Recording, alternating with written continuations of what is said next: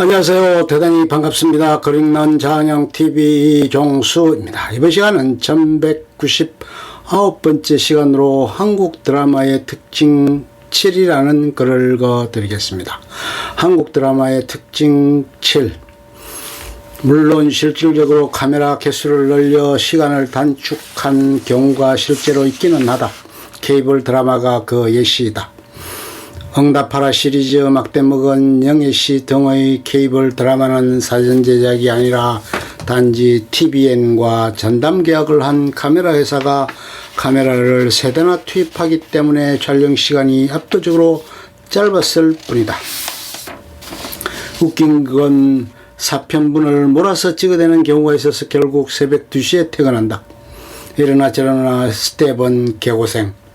결론적으로 사전 제작 방식이 아니어도 카메라를 풀로 투입할 수 있는 환경의 세트와 조명 장비를 갖추거나 후시를 해도 남을 만큼의 배우 스케줄 조절과 현장 편집이 가능한 시스템을 도입해 주거나 하는 예산과 시간이 문제다. 특히나 제작 환경이 사람 갈아 넣는 걸로 유명하기에 사전 제작이 답이라고는 하지만 현장에서 사진을 찍어도 문제가 있는 것은 후반에 가면 제작비가 모자라서 여기도 결국은 스케줄을 생방으로 돌린다는 것이다. 드라마 촬영에서 가장 필요한 건 사전 제작보다도 결국 돈과 시간과 연출에게 주어지는 여유다. 돈과 시간과 연출에게 주어지는 여유만 있어도 촬영장은 바쁘지 않게 돌아갈 수 있다. 오히려 빵빵하게 예산 넣어주고 콘티 제대로 짜서 오고 배우도 의욕적으로 스케줄을 비워서 촬영하는 현장이 그렇지 않아서 스케줄 생방으로 돌리는 사전 제작보다 수월한 경우가 있다. 물론 사전 제작도 방송이 확정되어야 하는데 중국 드라마는 방송이 확정되지 않은 상태에서 무리하게 사전 제작을 하다 아예 방송이 안 되는 드라마도 부지기수다. 실제 사례. SBS 사인 최종에서 클로버가 들어가고 이후부터 배경음악이 깔리지 않았다. 편집을 하다가 말고 송출한 것으로 강력히 의심되는 상황. MBC 태왕사신기 최종화 하루 전 편인 23회가 방송시간인 8시에 맞춰 제작되지 못할 것 같다는 통보를 사전사신기 제작진이 했고 그에 따라 뉴스데스크의 방송시간을 20분이나 연장했다. 보도국에서는 당연히 굴욕으로 생각하는 듯. MBC 여명에 있는 동자 최종화인 36부의 촬영이 방영 전날에서야 끝났고 편집은 방송 10분 전에 아슬아슬하게 끝났다. SBS 시크릿 가든 음향이 불량한 사고가 났다.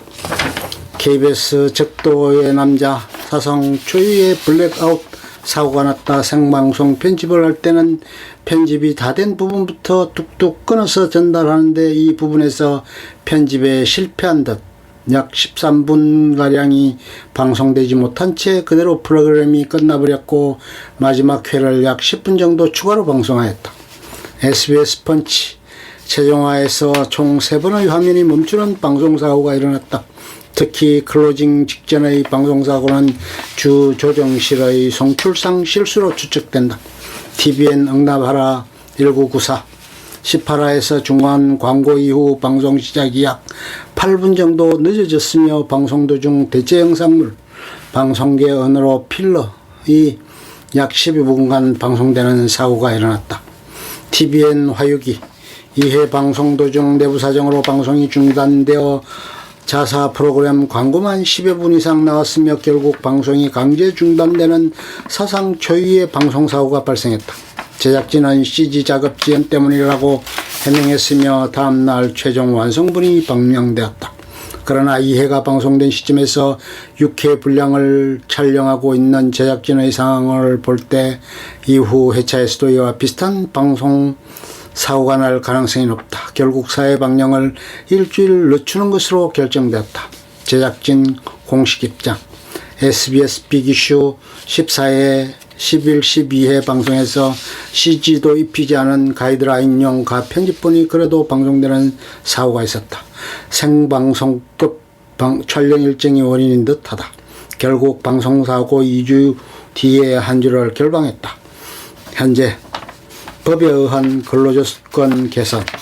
과거 근로기준법에서 근로시간의 제한이 없는 업종 중 하나가 방송업종이었다. 하지만 근로기준법이 개정되어 근로시간 제한 면제 업종에서 방송업종이 제외되었다. 그 결과 방송 스태프의 주 52시간 근무제가 법제화되었고 거기에 방송 연기자 노조의 설립이 방송되면서 방송사들이 보조출연자 등에 대한 갑질이 어려워지게 되었다. 단적으로 과거 욕설이 난무하던 촬영 현장에 지금은 욕설이 없어졌다고 할 정도니 말이다.